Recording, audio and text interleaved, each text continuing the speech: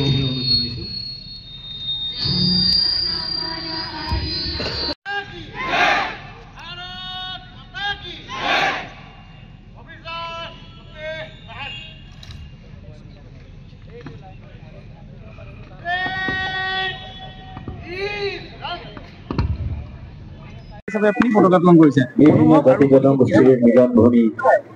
পোনপ্ৰথমে আপোনালোক আটাইলৈ ৭৬ সংখ্যক গণৰাজ্যিক দিৱসৰ মোৰ আৰু আমাৰ তৰফৰ পৰা আটাইলৈ শুভকামনা জনালো। এই পবিত্ৰ ক্ষণত সকলোৱে গণৰাজ্যিক দিৱসৰ তাৎপৰ্য যাতে উপলব্ধি কৰে আৰু পোনপ্ৰথমবাৰৰ বাবে আমাৰ ইয়াত কেন্দ্ৰীয়ভাৱে আজি বিহালীত সমজিলা হোৱাৰ পাছত ৰাজ্য চৰকাৰৰ নিৰ্দেশ মতে আমিও ইয়াত পালন কৰিছোঁ। তো ভাল লাগিছে।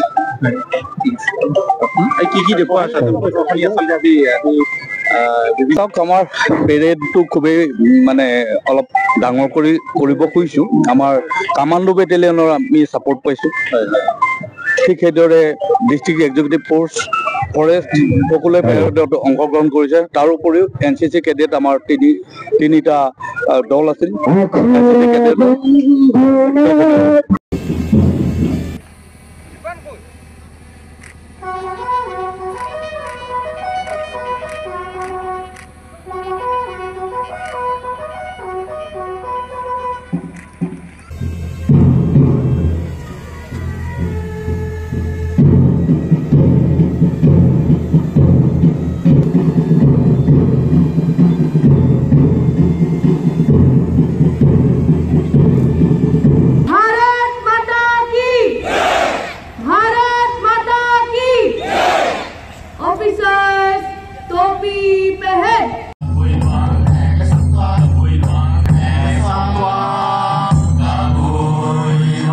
অনেক ধন্যবাদ রামাই নাগার।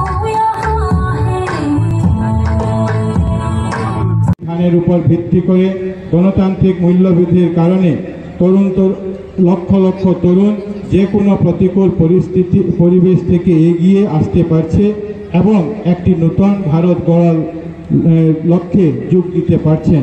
আমি আবার সংবিধান প্রণেতাদের প্রতি আমার গভীর শ্রদ্ধা নিবেদন করছি। এই মহান ক্ষণে আমাদের জাতির জনক মহাত্মা গান্ধী এবং দেশের স্বাধীনতা সংগ্রামীদের প্রতি শ্রদ্ধাঞ্জলি জানাই। তাদের অপরিসীম ত্যাগ ও আত্মত্যাগের বিনিময়ে আমরা আমাদের হারানো স্বাধীনতা ফিরে পেতে সক্ষম হয়েছি। আমি সেনাবাহিনী এবং অর্ধ সেনাবাহিনীর প্রতিজন সাহসী সৈনিকের প্রতি কৃতজ্ঞতা ও ধন্যবাদ জানাতে চাই, যারা সীমান্তে মোতায়েন আছেন এবং দেশের সার্বভৌমত্ব ও অখণ্ডতা রক্ষার জন্য অক্লান্ত পরিশ্রম করছেন।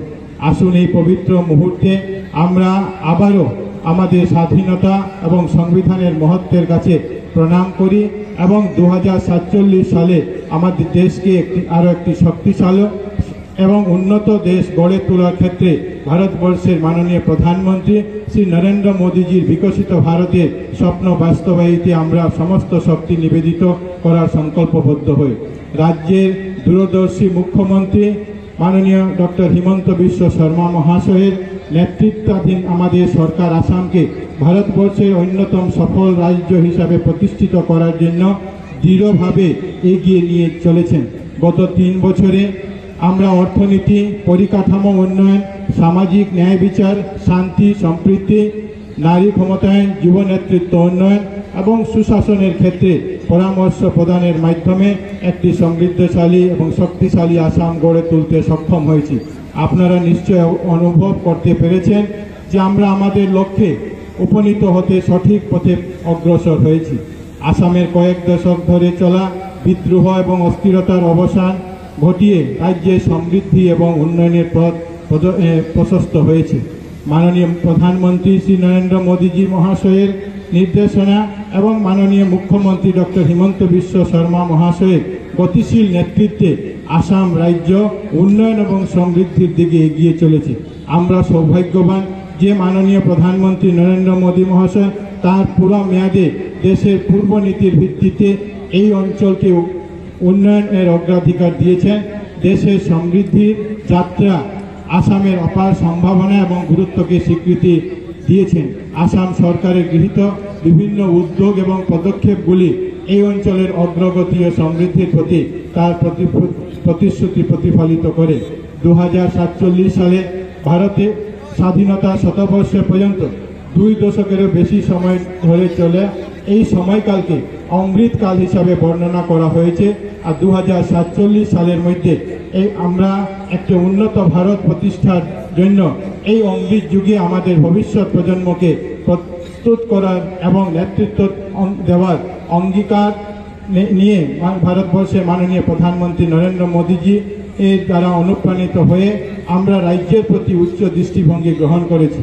মাননীয় মুখ্যমন্ত্রী ডক্টর হিমন্ত বিশ্ব শর্মা মহাশয়ের দৃঢ় নেতৃত্ব এবং আসামের উন্নয়নের উৎসাহ এবং দৃঢ় সংকল্পের ফলে রাজ্যে সকল দিক থেকে উন্নয়ন সম্ভব হয়েছে।